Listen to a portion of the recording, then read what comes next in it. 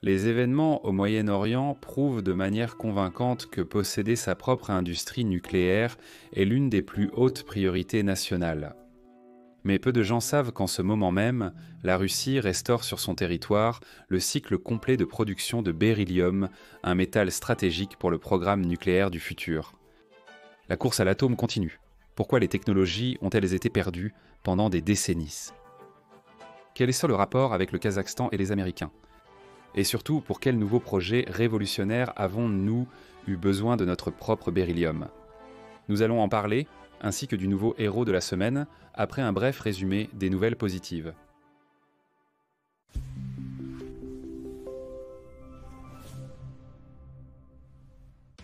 Le sous-marin Yakoutsk, porteur de calibre, a rejoint la flotte navale.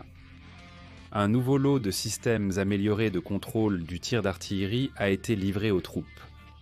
À Nakotka, un navire crabier du projet 0, 3, 1, 41 a été mis sur cale. À Orenbourg, une usine de production d'équipements robotisés a été ouverte. Dans la région de Rostov, une usine de production de barres d'armature laminées à chaud. Dans la région d'Ulyanovsk, une production de pièces détachées. Et une usine de produits en papier. Dans la région de Kalouga, la deuxième phase d'une usine de produits en papier. Dans la région de Vladimir, un atelier de transformation du verre. Dans la région de Tomsk, un complexe de traitement des déchets. Et dans la région de Lipetsk, un complexe d'élevage robotisé.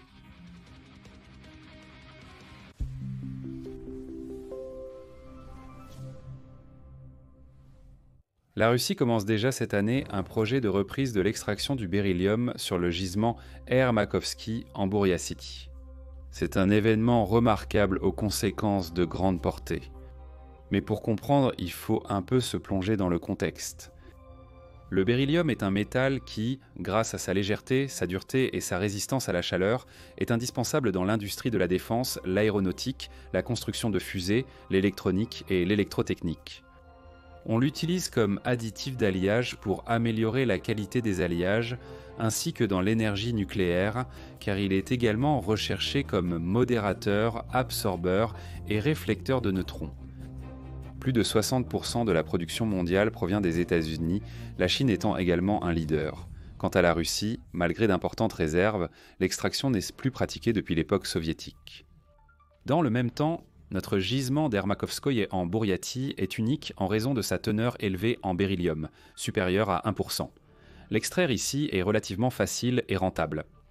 En Union des républiques socialistes soviétiques, un site industriel avait été organisé sur le gisement, d'où le minerai était envoyé à l'usine minière de Transbaïkalie pour un traitement ultérieur. Mais en 1989, le processus a été arrêté. Pourquoi Gorbatchev a-t-il proclamé la glasnost et adopté une politique de désarmement? Ils ont poussé comme des champignons après la pluie. Les mouvements démocratiques pacifistes exigeaient l'élimination des armes nucléaires et l'arrêt des recherches. L'extraction a été arrêtée non seulement en Bouriatie, mais aussi dans un autre gisement riche, la mine de Mariinsk dans l'Oural. Bientôt le Polygon, le pays a été déchiré. Et cela a engendré un nouveau problème, bien plus grave que nous commençons seulement à résoudre aujourd'hui.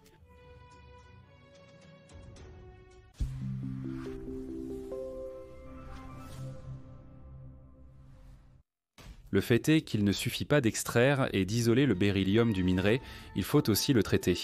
C'est un processus complexe et dangereux en raison de sa grande toxicité.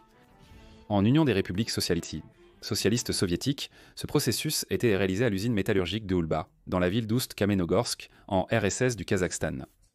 Nous avons construit l'usine là-bas dès 1949 pour approvisionner le programme atomique en uranium. En 1959, il a commencé à produire de l'ibéryllium, et après la dissolution de l'Union, il est devenu étranger pour nous. Le problème n'était pas seulement que nous avions perdu l'accès à une entreprise stratégique, mais aussi qu'il restait sur le territoire de l'usine d'énormes stocks d'uranium enrichi et de péril. Il suffisait à fabriquer plusieurs dizaines de bombes atomiques. Mais pour le Kazakhstan indépendant, cela représentait un fardeau. Les entretenir et les garder était coûteux et dangereux, et la Russie était occupée par ses propres problèmes. Les Américains ont été les plus rapides. Ils ont mené l'opération secrète Saphir et ont transporté par avion 600 kg d'uranium depuis l'usine métallurgique d'Ulba vers leur territoire. En échange, le Kazakhstan a obtenu l'accès aux technologies occidentales modernes d'extraction pétrolière et aux investissements. La Russie n'était pas en état de s'y opposer, et il n'y a donc pas eu de conflit. Par la suite, nous sommes devenus le principal acheteur des produits de l'usine métallurgique d'Oulba, et nous le restons à ce jour. Cependant, il était nécessaire de chercher une solution pour l'extraction et le traitement sur notre propre territoire.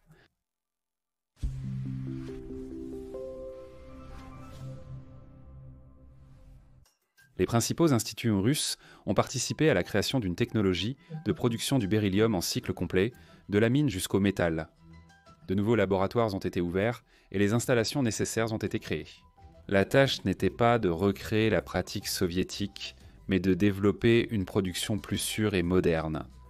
À en juger par l'annonce récente de la prochaine reprise de l'extraction sur le gisement d'Ermakovsky et la mine de Mariinsk, nous avons soit déjà résolu cette tâche, soit nous en sommes proches. Ainsi, dès cette année, la construction d'un grand complexe commencera en Bouriatie. Cela signifie que dans quelques années, le pays recevra enfin son propre béryl, et non plus du béryl importé. Maintenant, la question principale est pourquoi en avons-nous besoin? Nous avons une version.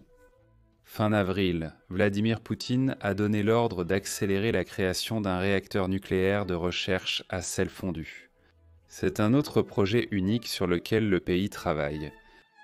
En fait, l'énergie nucléaire n'a pas d'avenir sans résoudre la question du traitement des déchets nucléaires. La Russie a beaucoup plus progressé dans ce domaine que les autres et se prépare à passer à un système énergétique nucléaire à 2 composants basé sur des réacteurs rapides et thermiques. Cela permettra de réduire considérablement le volume des déchets, mais cela ne résoudra pas le problème des actinides mineurs, ces isotopes radioactifs à longue durée de vie. Ce sont eux qui contribuent principalement à la forte radioactivité des déchets restants après le retraitement du combustible. Mais eux aussi peuvent être éliminés à l'aide d'un réacteur à sel fondu sur lequel nous travaillons actuellement. Et dans celui-ci, les scientifiques ont décidé d'utiliser un mélange de fluorure de lithium et de beryllium. Et il en faudra énormément en cas de mise en œuvre réussie des technologies. C'est notamment pour cette raison, à notre avis, que l'intérêt pour ce métal complexe mais nécessaire s'est réveillé. Ainsi, vous voyez que tout est interconnecté, et de nombreux projets d'extraction de ressources minérales que nous relançons sont nécessaires pour passer à une nouvelle ère technologique. En ce qui concerne les technologies de rupture, il vaut mieux compter sur nous-mêmes plutôt que sur des fournisseurs étrangers. Nous vous tiendrons informés des événements et nous en parlerons dans les prochaines éditions. Ensuite, l'annonce et l'histoire du sauvetage. Collègues, entendez-vous le cœur des experts de salon? Pourquoi la Russie dépense-t-elle des milliards pour une nouvelle flotte scientifique? Je vous réponds, ce n'est pas un luxe, c'est une question de survie. La flotte soviétique faisait trembler l'Occident, mais après l'effondrement, nous avons presque tout perdu. Aujourd'hui, nous construisons de nouveaux navires, l'Académique, Triochnikov, le pôle Nord, Ivan Frolov, mais ce n'était pas suffisant. 3 raisons principales. La sécurité militaire. L'étude du fond des courants est vitale pour nos sous-marins et la protection de notre infrastructure, de notre approvisionnement alimentaire. Sans quotas scientifiques, il n'y a pas de poissons, c'est pourquoi nous sommes déjà limités en Antarctique. La richesse de l'Arctique, pour prouver à l'Organisation des Nations Unies nos droits sur le plateau continental avec le pétrole, le gaz et les métaux, il nous faut des preuves.